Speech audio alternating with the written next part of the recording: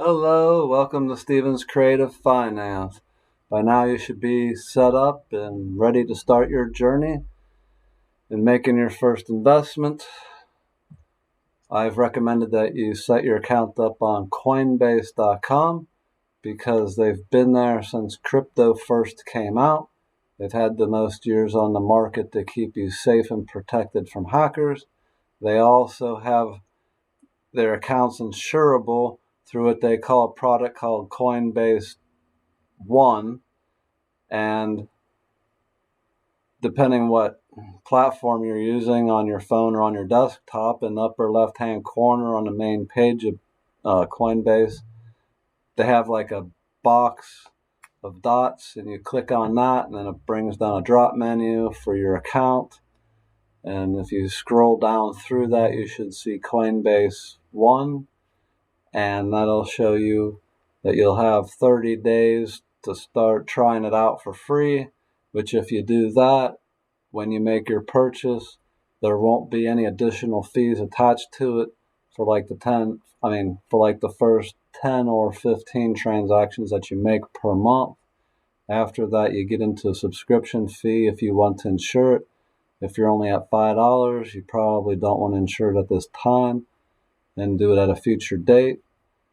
If you are going to do more than $5 and continually build and grow between here and April, when the halving happens and it goes up in value, then in April when you get there, unless you're talking tens of thousands that you're investing, to do it more immediately, you'd want to, after April hits and your growth takes off, go ahead and insure your account at that time, because we never know what's going to happen in this world. It's definitely an uncertain one. We just know that Coinbase is the longest and most dependable operator of cryptocurrency purchases, buying and selling, as well as other platforms that can be utilized through them. I haven't gotten into the 100% depths of all of it yet, but I know that Coinbase is the place to start because it's insurable, and I want my investment insurable. It's been a little scary to me to have this crypto thing out there, a valid resource, and definitely going to be something that everyone's going to want long term, but you can't tangibly have it. You have no way of really knowing what's going to happen if a hacker were to hit.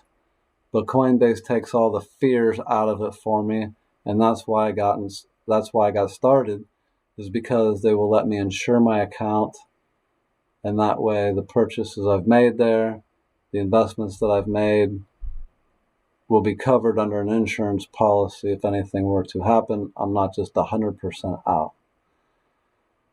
So now that you've made the choice to either insure your account later, depending on how much you're insuring, if you're just doing the basic $5 purchase for now, I'd leave it alone until April, seeing what you end up with by then. Then you'll want to make sure that you've bought your Bitcoin for the $5 or more amount that you've decided you can afford in your budget to trade and own at this time without hurting yourself, because you want to make these purchases and hold on to it. You don't want to have to be forced to sell it to handle an emergency in the next 6 months. I'm hoping that that's helping you get a little more settled with Coinbase and going through their app and seeing the different cryptos available. It's just that right now, Bitcoin is the number one leader. It's going to become the most valuable, and that's where I want you to start. If you decide that you want to own other assets along the way, you can, depending on where your budget puts you, for how much you can invest and hold on to it and not have to be forced to sell it. Thank you for watching Stevens Creative Finance. Please subscribe so that you'll get the alerts as new videos are released.